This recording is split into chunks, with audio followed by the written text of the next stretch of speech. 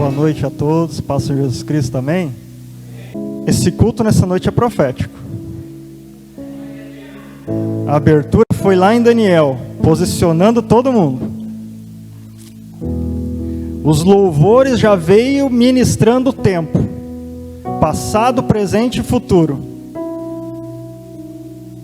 Logo depois o irmão Rael dá continuidade dizendo: quem tem ouvidos para ouvir, vai ouvir. Se você quiser entender o que Deus está ministrando, está falando, você vai entender. Mas é preciso estar conectado. É preciso estar alinhado. Nós viemos agora de 7 dias de primícia, onde foi ministrado todos os 7 dias sobre construção de muros, sobre alinhamento, fundamentos, sobre aplumar, alinhar, nivelar todas as coisas.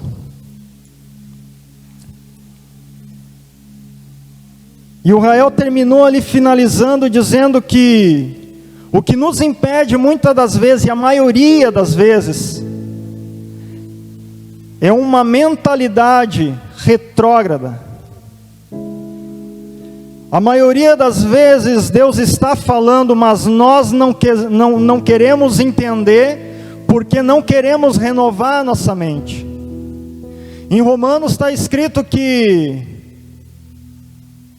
nós devemos renovar nossa mente, transformá-la, renová-la. Mas é interessante a gente ver a conjugação do verbo, porque ele está no hiperativo contínuo, que quer dizer, eu renovo ontem, eu renovo hoje, eu renovo amanhã e depois de amanhã. Isso é continuamente. Eu tenho que renovar todos os dias, para ter uma percepção exata do que Deus está falando, do que Deus está fazendo, do que Ele vai fazer. Mas a maioria das vezes eu quero ficar num lugar confortável. E esse lugar, queridos,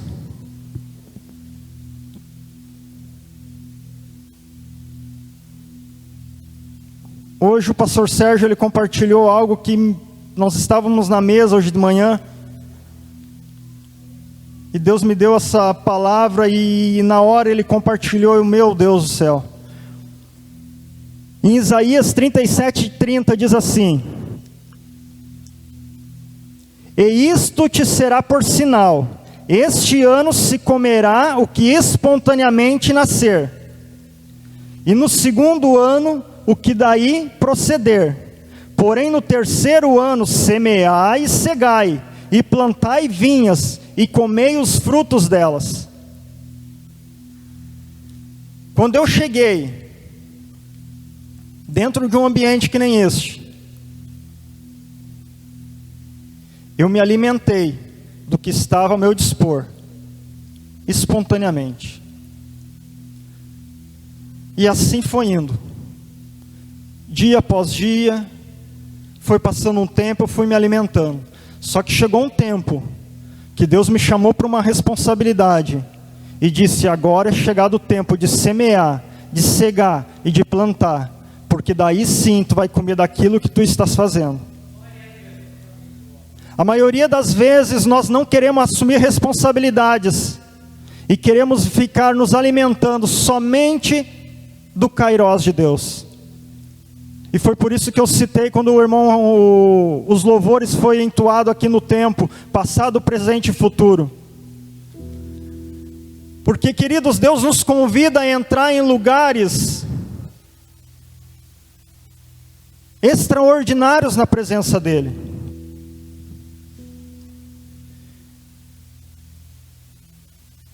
Mas muitas vezes, esses lugares de revelação de Deus requer que nós venhamos renunciar a algumas coisas.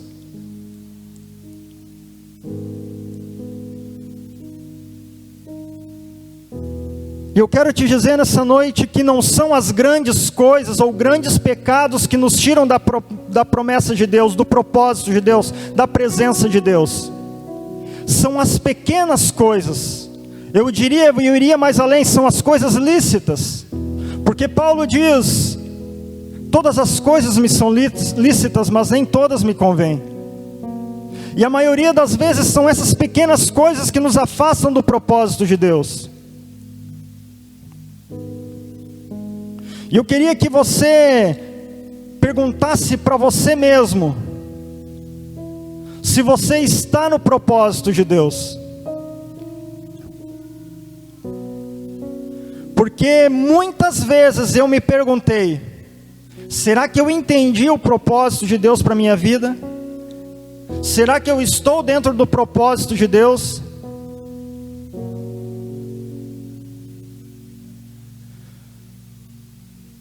Mas não é em casa, sentado no meu sofá, que eu descobri o propósito de Deus para a minha vida. Não foi no trabalho que eu descobri o propósito de Deus para a minha vida. Não foi numa confraternização com a minha família que eu descobri o propósito de Deus para a minha vida.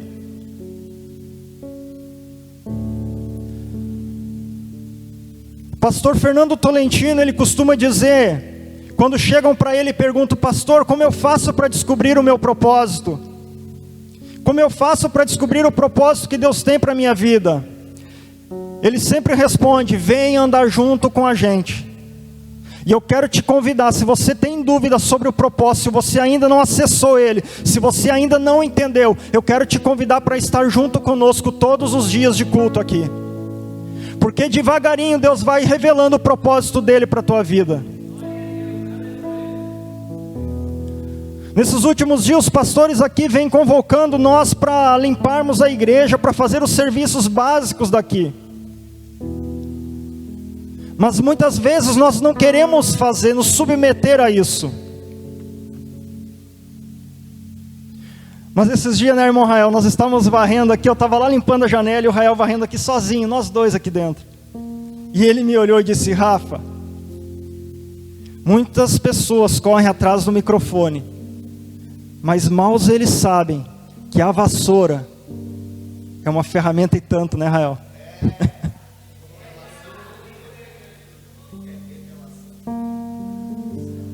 Queridos, todo o ambiente que você é inserido, se você entrar com uma mentalidade para entender, para ouvir, para ver, para enxergar, Deus vai falar com você.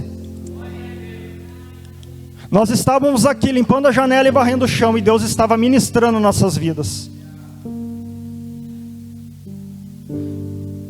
Eu tenho estado nesses dias numa caminhada onde todos os dias eu estou sendo moldado por Deus. E nós ouvimos muitas vezes aqui pastores, irmãos ministrando, e aquilo fala conosco.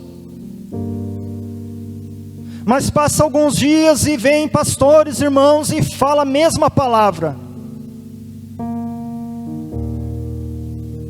E é necessário nós ouvirmos ela várias vezes. Por isso, queridos, que eu te convoco para estar em comunhão. Esses dias nós estávamos na porta ali, eu e a pastora Rita falando, e ela liberou uma palavra. Eu falei, pastora Rita, isso é tão importante, porque muitas vezes é ministrado lá no púlpito, mas cai no nosso esquecimento. Então é por isso que nós precisamos estar em comunhão, porque uma palavra sua pode ativar algo que está adormecido dentro de mim.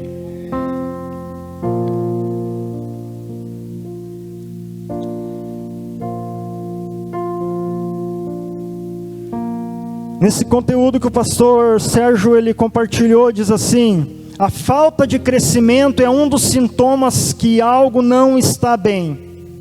E logo embaixo está escrito assim: nós não precisamos dizer para o nosso filho que ele precisa crescer.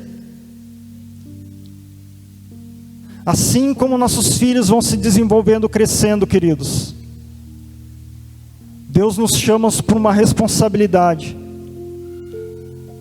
aonde nós nos submetemos a aprender com Ele, e Ele vai nos dando crescimento.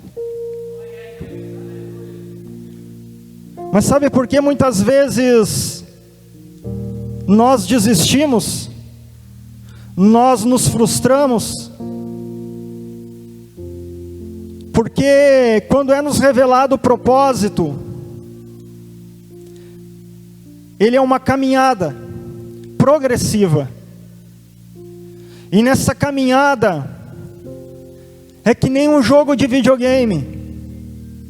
para você passar de fase, as coisas vão dificultando um pouco.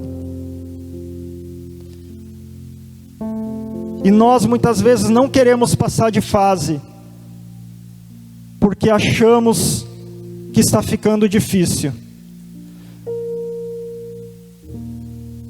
Mas abra lá em Hebreus 12, 2.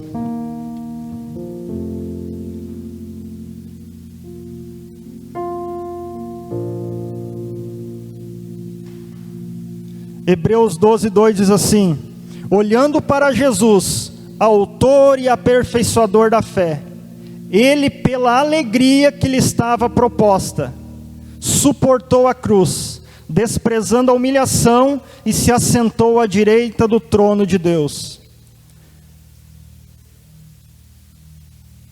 De repente, quando você tiver uma noção, uma revelação do teu propósito, Deus vai começar a te pedir algumas renúncias. E essas renúncias, ela estará te levando para a cruz. Mas leia esse capítulo e esse versículo, porque olha só, ele, pela alegria que lhe estava proposta, suportou a cruz. Não tem maior exemplo para nós cumprir o propósito do que Jesus nos ensina.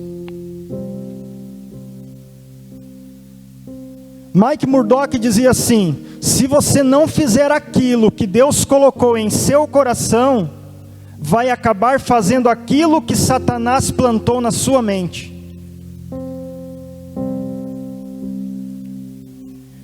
Tu sabe que uma das coisas que me fez entender o meu propósito, o propósito de Deus para a minha vida, foi aquilo que queimava dentro do meu coração. Só que quando começa a queimar algo dentro do nosso coração, que Deus vai nos revelando, nos direcionando para o propósito dele, essas renúncias que eu citei,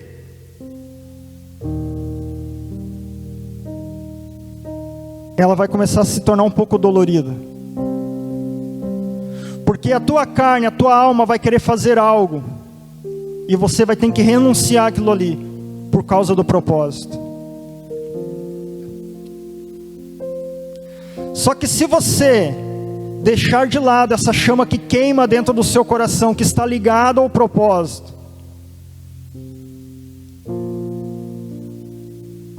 a sua alma vai começar a gritar tanto, que a sua mente, por falta dessa renovação, vai acabar fazendo você fazer coisas para Satanás.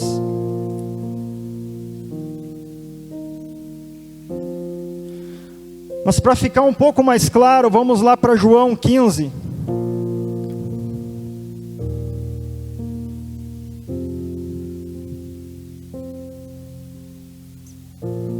João 15, 15.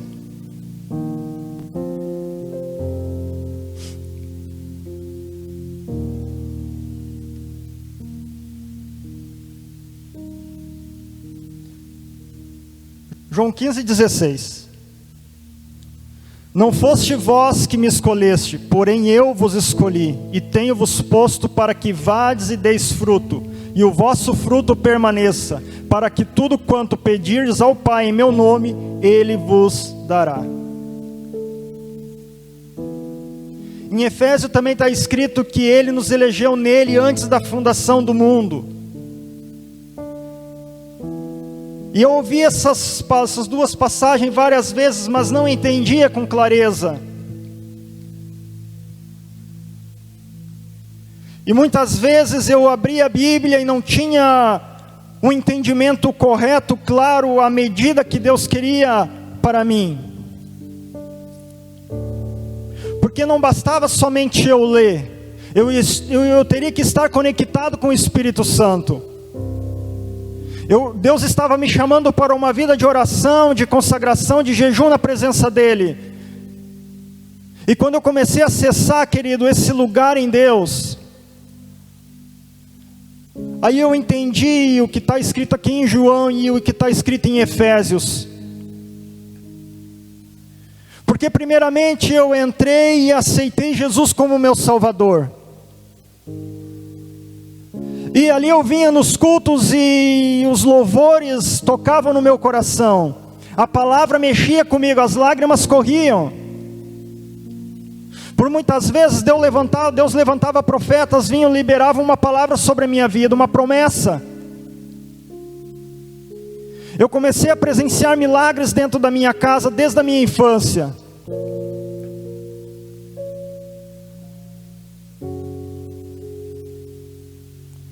Mas para ter um amadurecimento desse entendimento,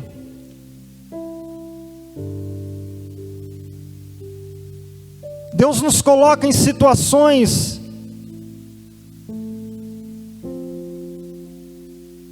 que nós mesmos procuramos.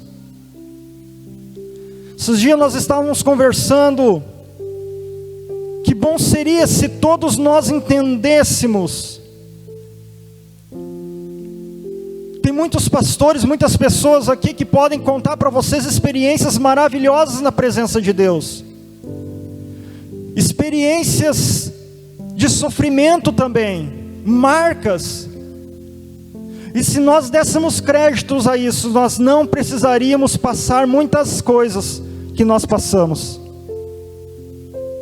Se nós dessemos ouvidos a esses relatos, essas experiências, eu e você muitas vezes não precisaríamos sofrer o que sofremos.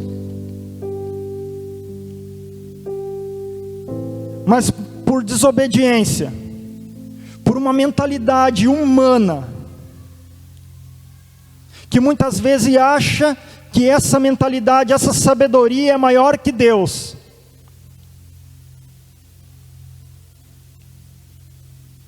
Deus deixa que nós venhamos enfrentar algumas situações para amadurecer, para entender e voltar para o propósito. Mas quando eu li esses dois livros e comecei a ter um entendimento sobre o propósito, que eu comecei a colocar na presença de Deus e renunciar a algumas coisas, me coloquei em oração, jejum, leitura da palavra.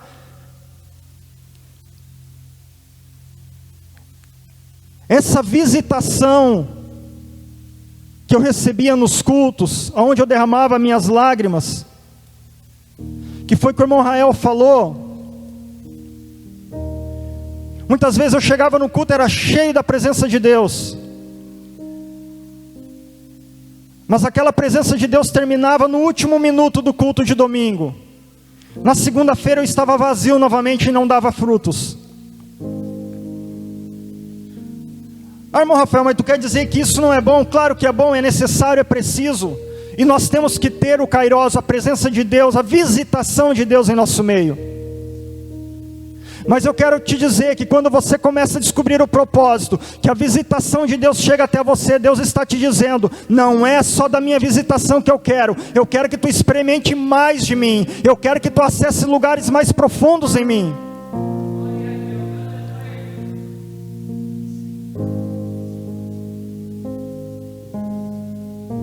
Esses lugares mais profundos, queridos, porque todos nós creio que entendemos, nós vivemos no Cronos, que é o tempo, o nosso relógio, aonde ele é dividido, tem estações, tem horas, mas existe um tempo chamado Aion, e é nesse lugar que Deus me convida e te convida a estar, porque ali ele revela, queridos, o que foi escrito ao teu respeito, o que foi escrito ao meu respeito. E daí você entende o que Efésios diz, que eu e você fomos eleitos nele antes da fundação do mundo. Você não foi por acaso. A minha esposa está grávida. E muitos perguntavam, vocês querem ter mais um filho? E a gente dizia, eu principalmente falava, não, eu quero adotar. Mas daí, descobrimos a gravidez dela, e as mesmas pessoas vieram e perguntaram, vocês não queriam mais filho? Não, não foi isso que eu quis dizer. Porque Nós temos que tomar cuidado, queridos, porque hoje, nos dias atuais, os sofismas, eles nos tiram muitas vezes da presença de Deus. Porque eu não sei se você entende, mas a palavra que nós liberamos, ela tem muito poder. Lá em Tiago está escrito que uma palavra liberada, ela tem o poder de mudar o curso da natureza. Resumindo isso como é que é, pastor André? Numa imaginação santificada? É como se fosse uma árvore de goiaba da limão. O que você libera tem um poder que de repente você não saiba. E nós começamos a anular aquelas palavras que as pessoas estavam dizendo. Não, mas vocês não queriam mais filhos. Não, não era isso que nós estávamos falando.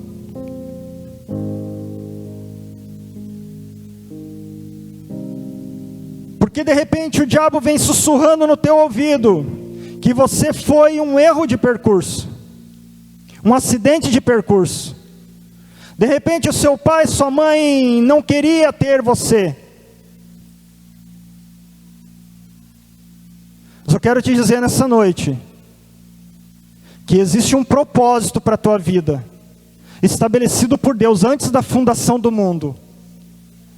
E é por esse propósito que Deus fez você vir até aqui esta noite. Porque por muitas vezes, desde a minha infância até um tempo atrás, eu tinha dúvidas sobre o meu posicionamento, sobre eu ser filho de Deus. Mas eu quero te dizer que a maior alegria do meu espírito foi quando eu descobri o que estava escrito a meu respeito na eternidade. Porque esse Aion, queridos, ele se revela a um passado, a um presente, a um futuro. Quando você acessa ele, você entra nesse tempo em Deus, que é um tempo atemporal, aonde Deus revela para você o que Ele escreveu a seu respeito. Ele revela para você o que Ele tem hoje para você, e Ele revela para você o propósito que Ele tem para o futuro, para a tua vida. Eu costumo dizer, no entendimento que eu tenho, que há dois propósitos. Um que é o individual, e o outro que é o coletivo. Para mim o maior propósito é o coletivo, onde Deus pega eu com um propósito individual que Ele coloca na minha vida, para somar para o propósito coletivo. Mas muitas vezes eu me pegava sempre reclamando, murmurando, desanimando, e Deus começou a falar comigo: Rafael, tu tens um propósito a cumprir, dentro do meu propósito maior que é o coletivo. Mas se tu não quiser, amém, é um direito teu, livre-arbítrio, mas não esquece que eu vou te tirar desse lugar e vou colocar uma outra pessoa no teu lugar, para somar para o propósito coletivo.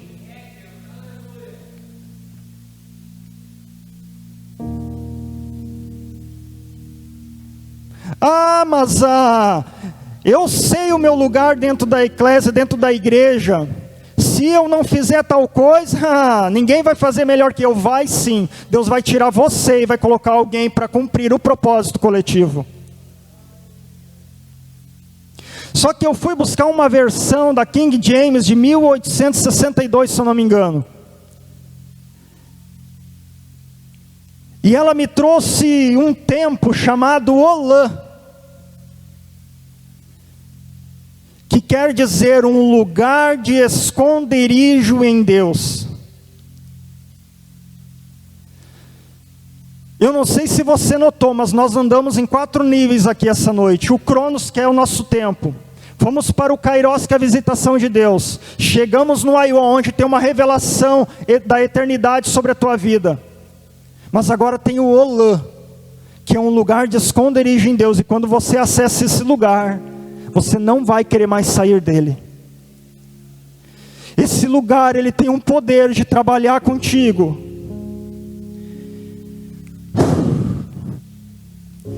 Tão forte que você passa a enxergar as coisas da maneira de Deus, que você passa a ouvir as coisas do jeito de Deus, que você passa a olhar para um mendigo que nem Deus olha. Sabe como eu tive acesso a esse lugar, queridos? E eu digo para você, cuide do que você pede para Deus.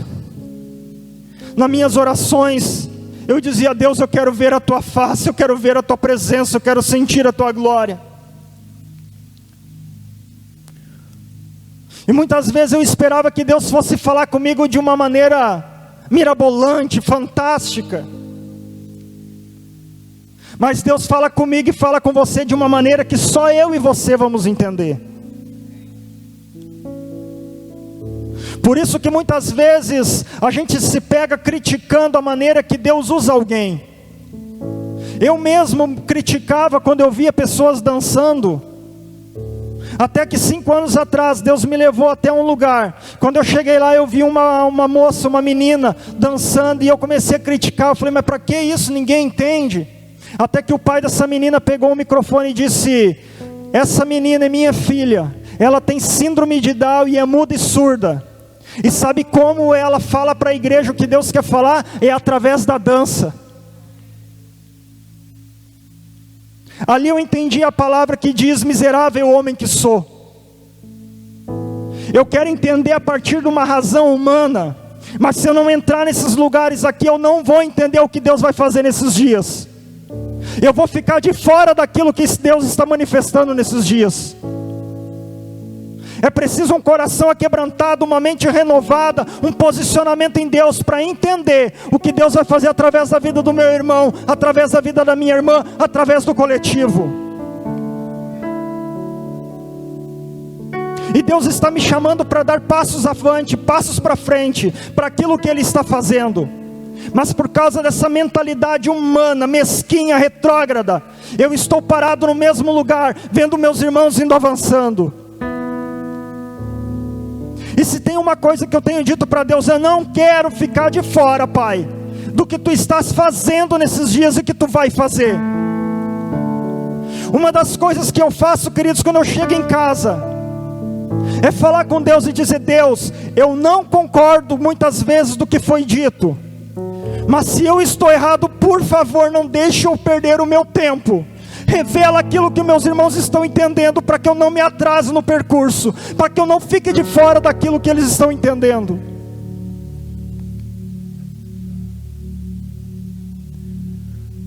Mas quando eu tive, queridos, um acesso a esse lugar, que eu fiz essa oração pedindo para Deus se revelar para mim. Eu tenho uma cachorra lá em casa, que ela dorme na garagem. Então quando ela quer fazer as necessidades dela, ela vai lá na porta do quarto e começa a marchar. Marcha e chora. Então a gente levanta, coloca ela para a rua, ela volta, tudo certo. E nessa noite, era 3 horas da madrugada, eu escutei direitinho ela chorando, e o barulho das patas dela no piso, e eu estava tão cansado, e eu xinguei ela, só que todas as vezes que a gente xinga ela, ela não insiste, a coitadinha aguenta até no outro dia. Só que naquela noite insistia, e eu também resistia e insistia com ela para ela se deitar. Até que uma hora Deus falou comigo audível e disse: tu não pediu para mim falar contigo? Te levanta. E com grande temor eu me levantei, e eis que uma claridade vinha da garagem. Primeiro momento eu disse: meu Deus do céu, eu deixei as portas abertas e as luzes estão acesas. Mas conforme eu fui me aproximando da porta da garagem, aquela luz foi aumentando. Eu tinha um banco um pouco maior que esse aqui, onde eu me sentava para trabalhar. E quando eu cheguei na garagem, eu olhei para o lado onde minha cachorra dormia, ela estava dormindo. E quando eu olhei para a porta, naquele banco, tinha um ser de branco sentado. A luz era tão forte, que eu comecei a me tremer todo, e me deu um pânico, me deu um medo. E eu pensei em correr. E quem me conhece sabe, queridos, que eu não tenho medo. É difícil eu ter medo. Mas aquilo me deu um medo tão grande, que quando eu pensei em correr, aquele ser olhou para mim, e da boca dele saía que nem um arco-íris, e disse para mim: tu achou que a minha presença podia chegar de qualquer maneira? A minha presença é muito maior do que tu imagina. Com essa mentalidade tu não vai conseguir entender o que é a minha face, o que é a minha presença. Se eu te disser que foi simplesmente isso, não foi. Porque a partir daquele dia, eu comecei a olhar para os meus irmãos com um olhar diferente. A partir daquele dia, a dor do morador de rua começou a ser minha dor. A partir daquele dia, todas as pessoas com necessidade chegam para mim, e eu não consigo simplesmente olhar para elas e mandá-las ir embora.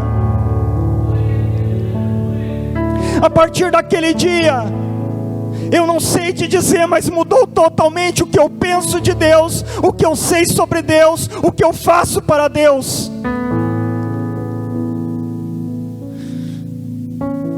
Muitas atitudes que eu tenho hoje, eu chego em casa e digo: Deus, é só Tu em mim que pode fazer isso.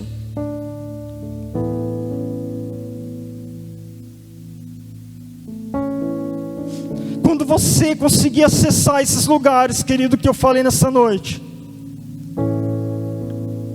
a tua vida vai mudar. O que você sabe sobre Deus vai mudar. O que você ouviu falar de Deus até esse dia vai mudar. Porque agora você vai começar a ter experiências próprias com Deus. Você não vai viver de historinhas contadas a respeito de Deus. Deus vai te colocar em cenários que Ele vai te proporcionar ter suas próprias experiências com Ele.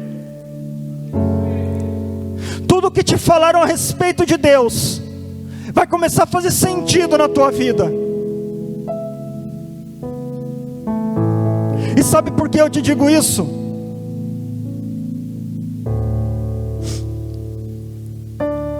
Porque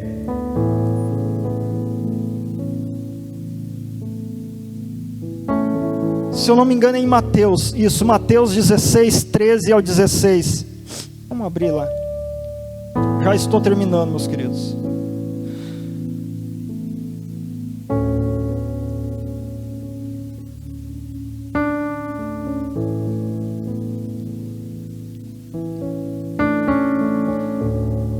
Mateus 16, 13 diz assim: E tendo Jesus vindo às partes da Cesareia de Filipe, perguntou aos seus discípulos: Quem as pessoas dizem que eu sou?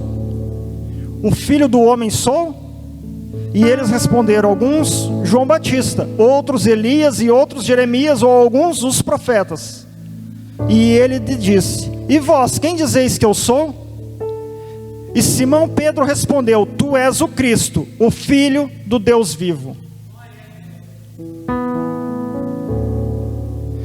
Quando você acessa esses lugares, você vai ter uma revelação de quem Deus é para a tua vida, do que Ele te chamou para fazer. Sabe por quê, queridos? Porque o nome de Jesus, ele era Yeshua ben Yosef, que quer dizer Jesus, filho de José. Todos conheciam Jesus assim: Jesus, filho de José. Mas naquele momento Pedro teve uma revelação, onde Deus disse: só pode ser, Pedro, o meu Pai que está no céu que te revelou. Porque Cristo é uma revelação que só acessa esses lugares, só sabe quem acessa esses lugares. Por isso que eu te convido a acessar esses lugares em intimidade com Deus. Renuncie, queridos, essas coisas que te tiram do propósito. Mas eu não posso fazer isso, não posso fazer aquilo. Não é isso que eu quero te dizer. Eu quero te dizer que essas coisas, elas te dão mais prazer do que Deus. Essas coisas, elas te dão mais prazer do que estar na presença de Deus.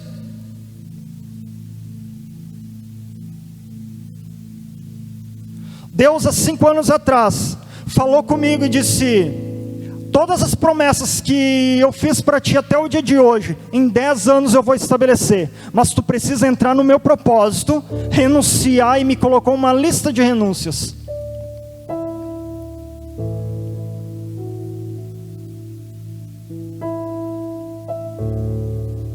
Quem me conhece aqui dos irmãos sabe que eu procuro estar sempre que eu posso junto com os irmãos em todas as reuniões, em tudo que eu posso. É mais conhecido como fominha.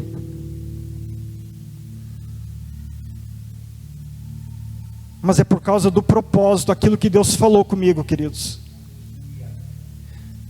Enquanto não se estabelecer aquilo que Deus liberou sobre a minha vida, Ele pediu para mim permanecer nesse lugar.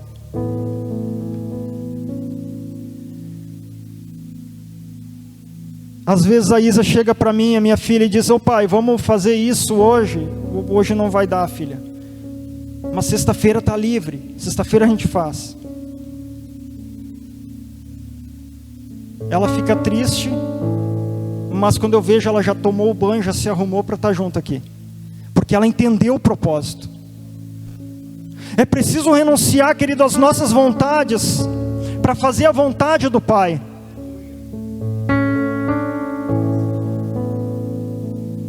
Ah, Rafael, mas tu não vai tirar um tempo com a tua família? Eu tiro. Nós temos um dia lá em casa lá que a gente para, senta,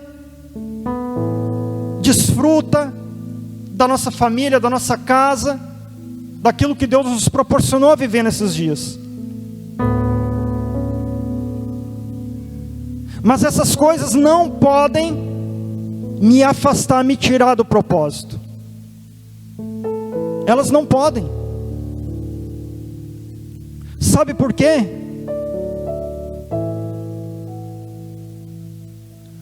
A minha esposa está grávida, mas os médicos nos assustaram muito, os irmãos aqui já sabem. Mas nós anulamos, em nome de Jesus, as palavras dos médicos e liberamos aquilo que Deus já tinha liberado sobre a nossa vida.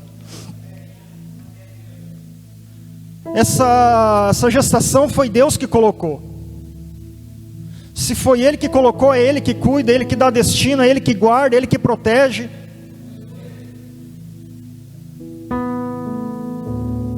Mas o médico chegou para minha esposa e disse: olha, o risco é tão grande que vocês vão ter que se abster de intimidade até o médico liberar. E sabe o que Deus ministrou no meu coração, na minha vida?